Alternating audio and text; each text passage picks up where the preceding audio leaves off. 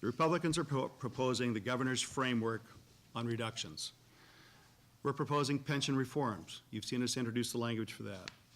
We're proposing a spending cap. We've been consistent on that. That'll help us keep from growing our government faster than our resources are coming in. And we're also proposing a rainy day fund.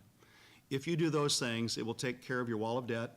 It will take care of us not throttling back our recovering economy. It'll take care of education. We believe this is common sense and, frankly, much more honest and fair than the Democrat majority vote budget was termed last year by many in this room.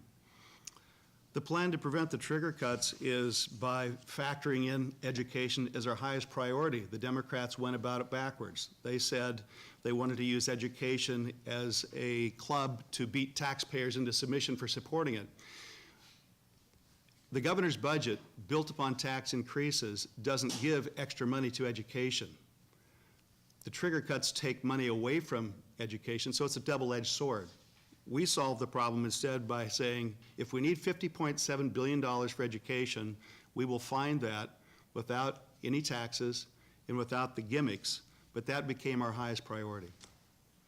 The majority vote budget is a new plan around here. We saw it first last year, and when we Republicans could not get our reforms, we would not vote to extend taxes or allow them to be put on the ballot. So this year, the Democrat legislative leaders have gone around us for a couple of reasons. They don't want to make tough decisions in an election year. I mean, that's the big backdrop here. Why would they cut services at a time when they're going to be facing the public that elected them? The other thing is that last year we got some unanticipated revenues, and they'd already gone through the pain of cutting, so why would they do that again? I joked with Pro Tem that they're not letting us come to the table, so we have a folding table we're carrying along with us now.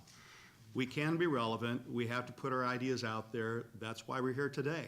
If they will freeze us out of the process and going to jam a majority vote budget through the dark of night in the last 7 days before the deadline, we want to make sure we've come to the people to let them know there are ways to do this without stifling economic recovery, without punishing education, about funding our highest priorities.